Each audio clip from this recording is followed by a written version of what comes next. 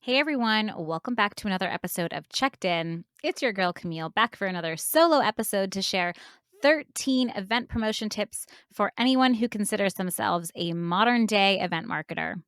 Okay, so here's a quick but hard truth I'm sure you already know deep in your bones if you work in the events industry. You can meticulously plan the most incredible, perfect, awe inspiring event, but if the right attendees don't show up, it's a flop, a dud, a waste of your time, and worse, your company's time.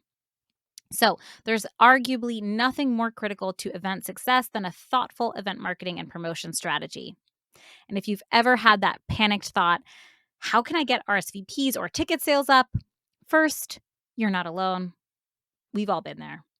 Second, sometimes you just need a quick reminder and rundown to get your resourceful wheels turning in the right direction. So the next time you are frantically refreshing that registration page to see if any new RSVPs have come in the last 3.5 seconds, remember, there are other levers to pull to help you amplify your brand and attract the right attendees to your event. So let's get checked into our 13 event promotion tips for the modern event marketer. Tip number 1. Leverage a host committee. Okay. Here's the thing. Great people bring great people. So if you've ever wondered why we choose to list our sponsors on an event page or even our speakers or even other attendees, it's because we know that inherently great attendees, great people will attract other great people to the same event. Okay. So think about who you want to be on your host committee. Is it maybe a mix of customers and prospects, maybe some from your employees from your team, maybe even an executive team member or two? Tip number 2, tap into relevant communities. Similar to a host committee, the right community promotion can get the right attendees to your events. So maybe you want to offer group discounts or special access to a tailored experience that's just for that community. Think about the relevant segments of your audience for your event. Find relevant communities that relate to those audience segments and promote directly to them. Okay, tip number 3. Don't discount digital, okay? Even if it's for an in-person event, virtual, hybrid, it really doesn't matter. We want to be thinking more holistically about our digital footprint, right? So publish relevant content leading up to and after the event. Think about SEO in a smart way. These are things that are going to help you create demand ultimately for your brand. Okay, tip number 4, email strategy. We cannot not talk about email strategy. Why? Because it's going to help you drive urgency. You can play around with things like well-timed announcements, surprise and delight your attendees in the weeks leading up to the event. And also, you can, if you're doing a ticketed event, you can play around with price breaks, discounts for tickets. The one thing to note for email strategy is as much as you can, A/B test everything, okay? And don't think that you have all the answers all the time because you might be surprised. Okay, tip number 5, align with the right partners. I think that the value add here is really just making sure that you have delivered easy to use cross promotional assets so that your partners can promote your event to their audience and really help drive event registration. So don't just say you want someone to help partner on an event with you. You need to think through what that partner is going to bring to the table, whether it's a relevant audience or really strong distribution channels to, your audience. Um, you know, there might be different reasons why you need to align with certain partners, but that is definitely a promotional tactic that you should think about. Okay. Um, Related to that, I think I'm thinking about like basically getting the right eyeballs on your landing page for your event, right? So press and PR can be really powerful here. I think the thing to remember is that you need to understand what the story of your event is before you go out and pitch an event to a media outlet or a reporter or a journalist. I mean, even before you would invite them to the event, you need to understand what would be in it for them. And at the end of the day, they want to tell a compelling story. So if you don't have a strong story attached to your event, first of all, you might want to go back to the drawing board a little bit and rethink your event itself, the experience, the design, the content. Because I think that if you are thoughtfully creating events, then there is always a story there. even if it's just the story of how you're bringing people together for a specific purpose. That's a story to tell. Okay. Um, Tip number 7. Unleash your sales and customer success teams and really communicate what's in it for them. So, most of the time, it's probably going to be closing more deals, retaining more customers. And as an event marketer, you want to know how you can actually unleash them. And I think a great way to do that is by incentivizing them to support promotion. You can do that with leaderboards, prizes, and pro tip, use tracking links so that there's actually some accountability, right? Okay, tip number 8. Recruit executive team support.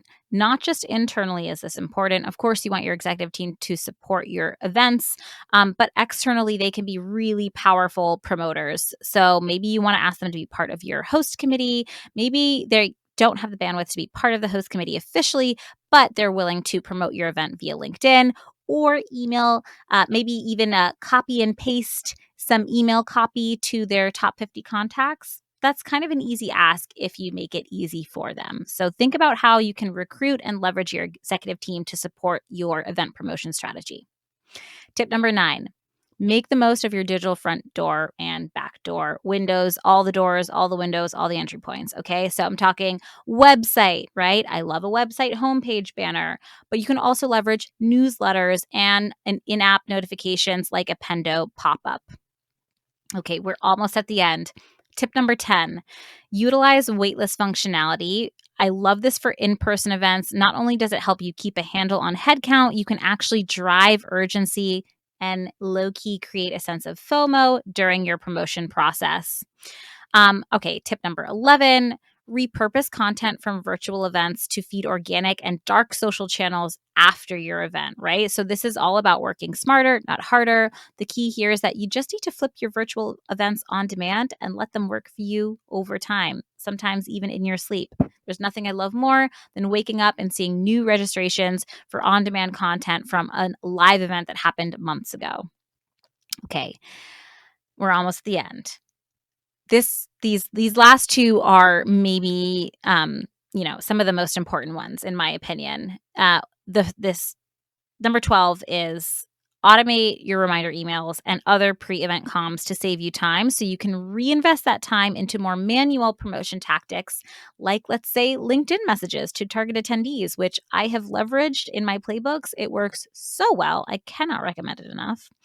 I mean, there's nothing like putting a face to the name, right? You get an invite for an event and then someone reaches out to you on LinkedIn. It's a real person. You can actually see who they are, who is inviting you to this event. It makes it all real somehow and it gets them on the hook. And then not only do they register most times, but they actually show up, which is what we want ultimately, right? Okay. Last but certainly not least, can't stress this enough. Clearly sell the value prop of your event. So at Splash, we do an exercise where we basically do an elevator pitch for our events, and this really helps us dial in the value add of any attendee coming to one of our events. There are other frameworks that you can use to really make sure you're getting it right and you understand why someone would want to come to your event. I mean, another litmus test is, would you want to attend one of your events? And if the answer is no, then definitely rethink why you are throwing the event and or how you are conceptualizing or designing the experience, because maybe it's just a design experience, an experience tweak that needs to happen. Or maybe you just don't have the right goals. Maybe you don't have the right audience.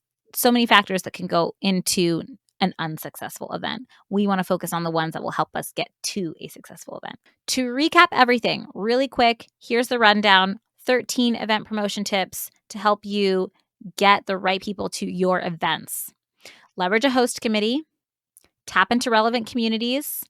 Don't discount digital before and after the event. Really hone in on your email strategy. Make sure you've aligned with the right partners. Strategically invite press and PR to either attend or cover the event. Unleash sales and customer success teams. Make sure they know what's in it for them and make sure you equip them with tracking links. Recruit executive team support. Maybe they can serve on your host committee or at least help you promote the event, whether that's via social media or email directly to their contacts. Make sure you're making the most of your digital front doors, back doors, windows, all the touch points, websites, newsletters, in-app notifications, maybe with the help of something like a Pendo. We love Pendo. Shout out to Pendo. Um, Utilize waitlist functionality. This not only drives urgency and a little sense of FOMO, but it can help you on the in-person planning side of things. If you are really struggling to kind of get a handle on headcount and beat attrition. You also can repurpose content from your virtual events and make them work for you. We love that. Automate reminder emails and pre-event comms as much as possible, and clearly sell the value of your events. Okay, so those are our 13 tips for promotion for your events for the modern day event marketer. I know I ran through all of those very quickly, and I know that I'm sure I missed some. So I would love to hear from you, okay? Reach out via email, drop me a note at podcast@splashthat.com, or connect with me directly on LinkedIn. Drop me a message there. You can find me by searching for my full name, Camille Whitestern. All right, y'all. Hopefully, this episode serves you as you build out and execute your event strategy. I will most likely be doing a part 2, maybe even a part 3 and 4 at some point in the future. If you're hungry for more content like this, subscribe to the Checked In with Splash show on your preferred podcast platform so you never miss another episode. Until next time, take care, y'all.